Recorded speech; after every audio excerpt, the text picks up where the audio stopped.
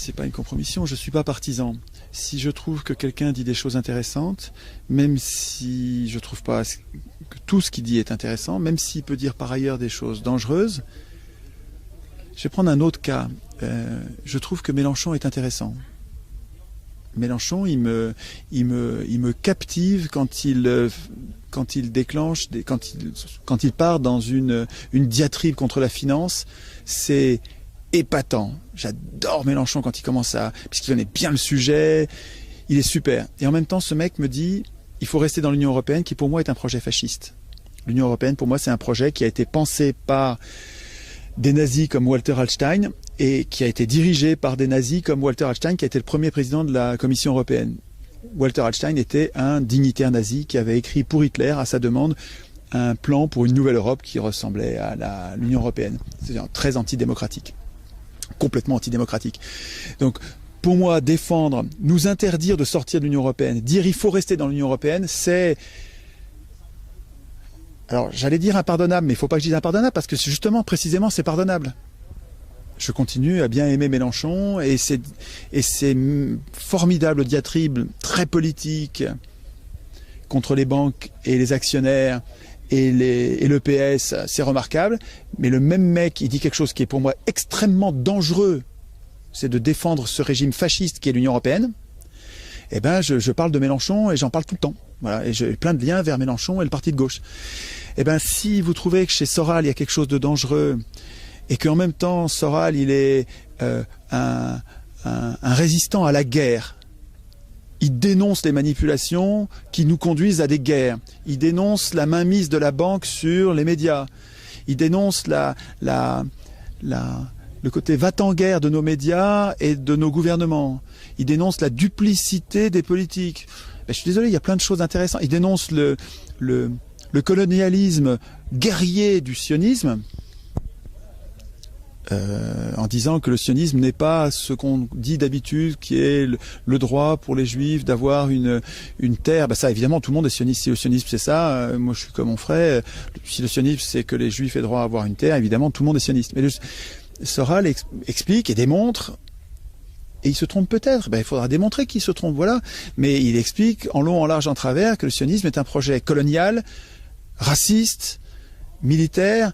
Eh ben, je trouve ça intéressant, et il y en a pas beaucoup qui le disent comme il le dit. Eh ben, il faut qu'il fasse partie du débat.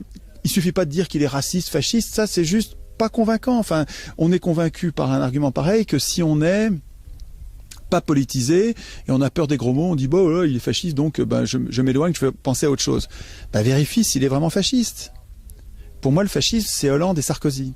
Je suis désolé, hein, pour moi le fascisme, c'est les possédants, les banquiers et les industriels, les multinationales, de la chimie, de la sidérurgie, les multinationales comme IG Farben, qui prennent le contrôle du politique et qui deviennent viscéralement anticommunistes et antisyndicaux, et qui nous condamnent aux travaux forcés en nous empêchant toute résistance. C'est ça le fascisme.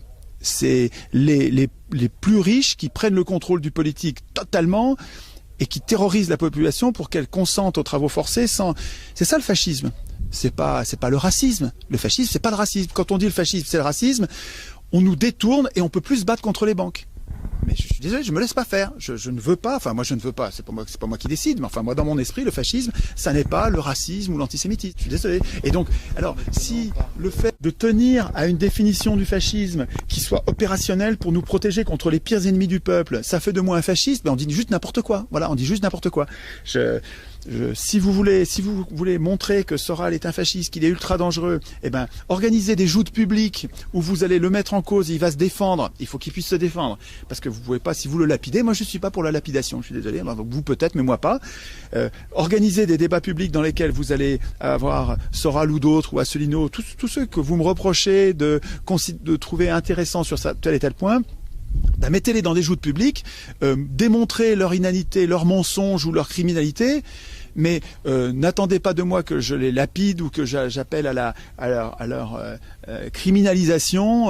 Je ne marcherai pas, je ne ferai pas ça. Voilà. Ce cheminement intellectuel que vous expliquez, est-ce qu'il n'y a pas quand même un danger? Je prends l'exemple, du discours de Marine Le Pen. Aujourd'hui, Marine Le Pen a repris exactement les mêmes positions du Front de gauche Oui, elle est autre à gauche. Donc, c'est une tactique. Donc, si vous faites confiance à ce que dit Marine Le Pen, vous risquez de cautionner justement un Front National qui est manifestement un parti qui veut prendre le pouvoir et imposer un régime totalitaire, comme Alain Soral a été un aspirateur du Front National et qu'Alain Soral aussi est un aspirateur de Dieudonné. Et Dieudonné, est-ce que vous acceptez, vous reconnaissez, vous approuvez ces positions aujourd'hui qu'il exprime justement en accord avec M. Soral?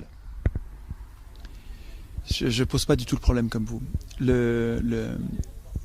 Le Front National, c'est un parti qui cherche à avoir le pouvoir comme les autres partis. Et il était ultra-libéral à une époque, et maintenant il est anti-libéral. Je vous fais remarquer que c'est l'influence de Soral qui était communiste pendant 7 ans, beaucoup plus longtemps qu'au Front National, il était communiste, et c'est son passage au Front National qui a tiré le Front National à gauche. Donc l'influence de Soral au Front National, c'est de l'avoir tiré à gauche. Excusez-moi, de tirer un parti à gauche, vraiment à gauche, hein, avec défense contre le libre-échange, défense contre la monnaie privatisée et donc demande d'une monnaie publique, protection des services publics, excusez-moi, mais amener un parti quel qu'il soit à avoir des positions de gauche, je trouve pas ça dramatique. Je trouve ça... Quel crédit apporter à un parti tactique? C'est une tactique. Vous savez très bien que le Front National dit un jour quelque chose et son contraire le lendemain. Donc tous les partis font ça. Excusez-moi, je suis désolé, mais tous les partis font ça. Je n'accorde aucun crédit à aucun parti. Ça veut dire que vous mettez sur le même plan un parti comme celui du Front de gauche et du Front National, c'est la même chose. Votre façon de poser la question fait que ma réponse peut être prise ensuite en boucle comme un piège. Je ne pose pas le problème comme ça. Je dis que ni le Front National, ni le parti de gauche n'ont la moindre chance d'être majoritaire. On va jamais monter, le système de domination ne va jamais monter les curseurs médiatiques pour qu'ils soient majoritaires. Donc ils sont des défouloirs qui nous donnent l'impression qu'il y a une pluralité et que donc on va y arriver, si on se mobilise, on va arriver à gagner par l'élection. Ça, c'est une escroquerie, ça ne marchera jamais. Et ce que je dis, c'est que les deux partis qui sont au pouvoir tout le temps, le soi-disant UMP qui est pas populaire et le soi-disant PS qui est pas socialiste, sont l'extrême droite au pouvoir. Je vous dis que le danger, c'est pas Le Pen, c'est Sarkozy et Hollande, et qui sont au pouvoir et qui sont en train de détruire notre République, le peu de République qu'on avait, et qui sont en train de détricoter ce qu'on avait gagné avec le Conseil national de la résistance. Le vrai danger, c'est ni Le Pen, ni Soral, ni Mélenchon, c'est les partis au pouvoir qui sont fascistes. Le fascisme, il est au pouvoir. Faut arrêter de nous faire chier avec Le Pen ou Soral qui sont pas dangereux. Enfin, ils n'ont aucune chance d'accéder au pouvoir. Je veux dire, on nous balade avec ce truc-là. Je suis désolé, Soral est bien plus résistant à l'horreur libérale que Hollande ou Sarkozy, qui sont tout le temps aux manettes. Je veux dire, arrêtez de nous faire parler de non-sujets, quoi, de nous diviser. Je suis désolé. En plus, les gens qui sont derrière Soral, moi j'en vois plein, c'est des humains comme vous et moi. C'est des humains qui cherchent le bien commun à leur façon et dire que c'est des fascistes. Mais c'est des conneries. Enfin, moi, j'en ai pas vu. Je suis désolé. Je vois des gens qui cherchent le bien commun. J'ai même rencontré des royalistes. Je pensais que les royalistes, moi, quand je vois les royalistes du 19e siècle, c'est épouvantable. C'est vraiment des très puissants, très riches, qui sont des esclavagistes. Ok. Et je vois les royalistes d'aujourd'hui. Les jeunes gens qui se disent royalistes. C'est des gens qui préfèrent ça à la corruption bancaire actuelle. Et qui ont l'impression qu'un roi est tenu par sa religion, sa foi, son catholicisme, ses valeurs. À mon avis, ils se trompent, hein, parce que le royalisme, moi, je vois plein d'abus de pouvoir. Mais on peut très bien parler avec eux. Et quand je parle avec eux, je ne deviens pas royaliste. Faut arrêter d'être con. Enfin, c'est incroyable, ça. Enfin, le politique, c'est l'aptitude, c'est l'organisation sociale d'une discussion avec des gens qu'on n'aime pas. Si le politique, c'est de discuter qu'avec des gens qui sont plus ou moins d'accord avec moi, on a juste nié le politique et on est en train de fabriquer la guerre, parce que les gens avec qui vous décidez de pas discuter, ils sont en train de s'armer, parce que si vous les niez, si vous les niez en tant qu'humain en disant ils sont fascistes et donc il faut pas leur donner la parole, donc il faut éviter qu'ils soient au Parlement, etc. Mais ils sont en train de s'armer pour avoir la parole. C'est des humains qui ont droit à la parole. C'est très important qu'ils aient la parole pour que le débat reste serein. Mais le débat est important, comme vous dites, et le débat est important de confronter les arguments. Nous, en tant que médias, on a invité le Front National aux dernières élections européennes. Alors on pourrait dire qu'on l'a fait. Par contre, au niveau de M. Soral, Et voilà. Et même M. Soral en particulier, ce que dit M. Soral, qui peut être aussi des éléments à prendre, comme vous dites, qui sont intéressants, néanmoins, ces positions que vous condamnez à la fois l'UMP et le Parti socialiste comme un parti fasciste, Alain Soral et d'accord, mais Alain Soral n'a pas caché ses sympathies justement pour des régimes totalitaires, des régimes fascistes qu'il a exprimés dans ses écrits. Par exemple, j'ai pas lu ça. Si j'avais lu ça, j'en parlerais. Mais moi, j'ai pas vu ça. Des sympathies pour des régimes totalitaires, pas du tout. Pourtant, Alain Soral a déclaré dans une vidéo que la liste antisioniste conduite par Dieudonné aux Européennes de 2009, sur laquelle il occupait la 5e place, a bénéficié de subsides iraniens. D'autre part, Alain Soral ne cache pas ses sympathies pour le régime syrien de Bachar el-Assad. Je le vois antitotalitaire, je le vois résistant à l'empire, un empire en formation. Des empires, il y en a eu plein dans l'histoire des hommes, et là il y en a un qui est en formation. Il y en avait deux, il y avait l'empire soviétique, il y avait l'empire américain. Là c'est l'empire américain, depuis que le mur est tombé, il n'y en a plus qu'un. Il est urgent de résister à ce truc-là. Il faut arrêter de nous diviser, de nous faire chier à dire c'est Soral qui serait fasciste. Enfin c'est déconnant, je trouve ça déconnant, voilà. Je me trompe peut-être, je me trompe peut-être. Ses sympathies avec le Front National sont quand même avérées. Comment les sympathies de M. Soral avec le Front National sont avérées. C'est en train de se déliter, on dirait, ils sont plutôt en train de se tirer dans les pattes. Mais même, je crois pas du tout que le Front National soit fasciste, excusez-moi. Pour moi, je vous ai dit ce que ça veut dire fasciste. Fasciste, ça veut dire que les riches, les possédants du moment, viscéralement anti-partageux et anti-communistes, anti-syndicats, prennent le contrôle du politique et détruisent toute possibilité de défense du peuple, de ses propres intérêts, avec des solidarités, le communisme au sens large, avec les différentes variantes. Le fascisme, c'est l'anticommunisme viscéral des classes possédantes, des grands possédants. Bon, alors, une fois que cette définition-là est bien fixée, le fascisme, c'est pas le racisme. Le racisme, tu le trouves aussi chez des communistes, tu le trouves chez les socialistes, tu le trouves chez des démocrates libéraux soi-disant, tu le trouves partout. Le racisme, c'est un fléau, mais qui n'est pas le fascisme, qui n'est pas notre problème majeur. Notre problème majeur, c'est un problème, c'est un fléau, je dis bien c'est un fléau, le racisme est un fléau, l'antisémitisme est un fléau, ok ?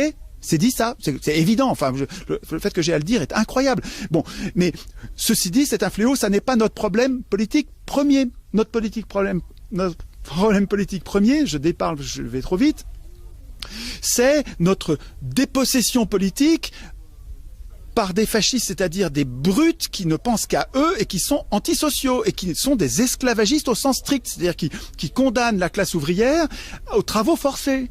Donc c'est les 1%, la classe des 1%, c'est le capitalisme, c'est la classe des 1% qui, voyant qu'elle ne peut plus gagner avec les élections, prend le pouvoir de force, parce que ce qu'il faut surtout, c'est qu'elle ait le pouvoir, cette classe des 1%. C'est ça le fascisme. Relisez Guillemin. Guillemin explique bien ce que c'est que le fascisme.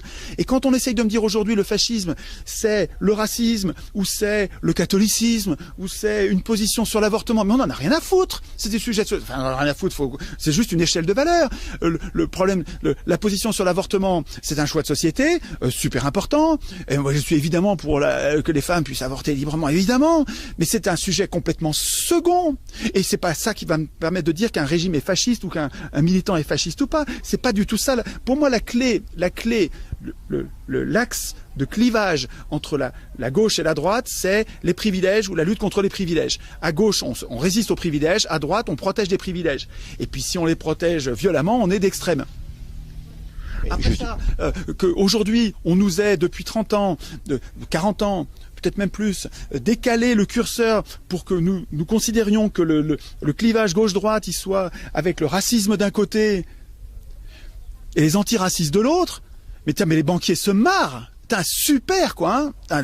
C'est les banquiers qui ont organisé ça, parce que, en tout cas, le résultat pour eux, c'est que on n'arrive plus à critiquer la banque sans être raciste. La bonne blague. Mais vous voyez pas la manipulation.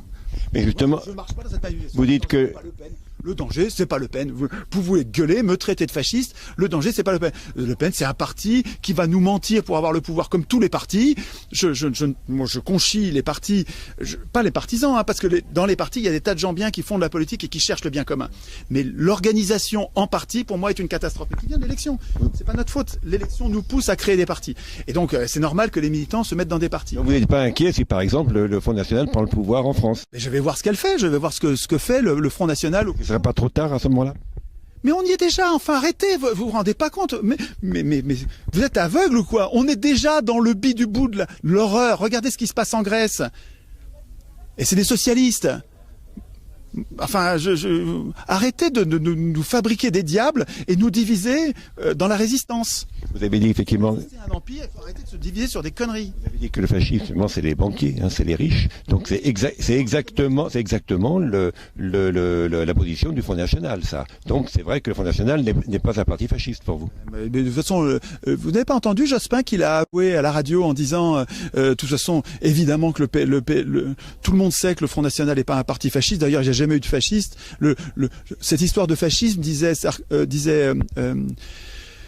Jospin, c'était un jeu de dupes, un jeu. Comment il avait dit? Il avait dit un jeu.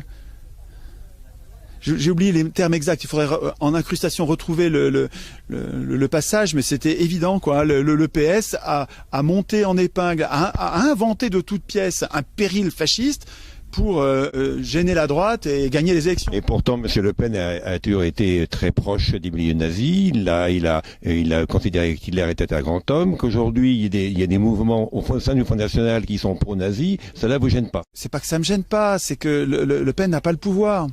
Donc, mais il risque de l'avoir. Mais pas du tout. Voilà, je crois pas ça. Voilà, je vous ai dit, je crois pas ça. Je pense que les deux partis challenger, 2 ou 3 partis challenger, sont des leurs pour qu'on se dispute sur eux et qu'on n'arrive pas à diminuer l'influence des 2 grands partis qui sont, eux, des partis d'extrême droite parce qu'ils sont anticommunistes, antisyndicaux, antisociaux, quoi. Hein. Regardez leur politique, la politique de l'Union européenne, elle est profondément, radicalement antisociale. Et le PS et l'UMP ont la même politique de droite dure, donc d'extrême droite. Enfin, je sais pas, extrême droite, ça veut dire nos pires ennemis, quoi. Hein. Vous dites lutter contre le chômage, alors qu'en fait, ils fabriquent du chômage de masse. Hein. Vous dites donc antifascisme, mais donc vous dites aussi, est-ce que vous dites anticommuniste? Mais moi, je suis pas anticommuniste. Enfin, je prétends que si nous écrivions nous-mêmes notre constitution, nous écririons des institutions communistes et elles seraient possibles seulement parce que nous les voulons, parce que unanimement, nous décidons de faire ça. Les sociétés communistes qui marchent, et il y en a plein qui marchent, c'est parce qu'elles sont voulues par tous. Ce qui marche pas, c'est l'horreur soviétique dans laquelle tu as une petite bande qui décide d'imposer le communisme à des gens qui en veulent pas. Bah oui, ça finit en bain de sang. Mais je suis pas pour ça du tout. Je suis pour que nous fassions nous-mêmes la société que nous voulons. Et si notre société ne veut pas le communisme, ben on n'aura pas le communisme, on aura ce que nous voulons, ce que nous aurons décidé. Donc je suis ni communiste, ni... Enfin, je voudrais que nous nous comportions en adultes et que nous soyons capables de vivre ensemble avec des gens qui, au premier abord, sont pas d'accord du tout avec nous, mais on met en place des groupes de travail qui nous permettent de coexister sans nous taper sur la gueule. Et donc je n'imagine pas de traiter quelqu'un de raciste comme si c'était sa nature. Je me sentirais raciste à faire ça, ou fasciste en disant comme si. Et alors quoi, toute sa vie il va être fasciste. Et donc toute sa vie on va quoi? On va le mettre au banc, on va faire une prison pour les fascistes. Comment vous raisonnez? Je n'ai pas d'alternative à discuter avec les humains. Les humains, vous m'entendez? Oubliez vos étiquettes, c'est un humain. Pour l'instant, il a une position, vous dites que c'est fasciste. Ben, on va voir, on va discuter avec lui, on va voir où il en est, pourquoi il est comme ça, qu'est-ce qui lui a fait peur. Et s'il s'aperçoit que ses peurs étaient mal fondées, ben, peut-être qu'il va changer d'avis petit à petit. Le temps de reconnaître en douceur, parce que c'est difficile de reconnaître brutalement qu'on s'est trompé. Donc il va le faire en douceur. Donnez-lui le temps de changer d'avis. C'est pas une forme de naïveté, ça. Peut-être que je suis naïf, mais n'empêche que je suis pas, je crois aux politiques. Moi, je suis désolé, et je suis pas raciste. Alors que quand on dit que quelqu'un est fasciste, comme si c'était définitivement quelqu'un qui était ultra dangereux au point du fait qu'il fallait l'exclure de la politique, je suis désolé, ça c'est raciste. Et moi je suis pas raciste. Je crois aux humains, je suis prof, donc je sais bien que les humains changent. Si tu leur fais confiance, ils se transforment en bien, toujours.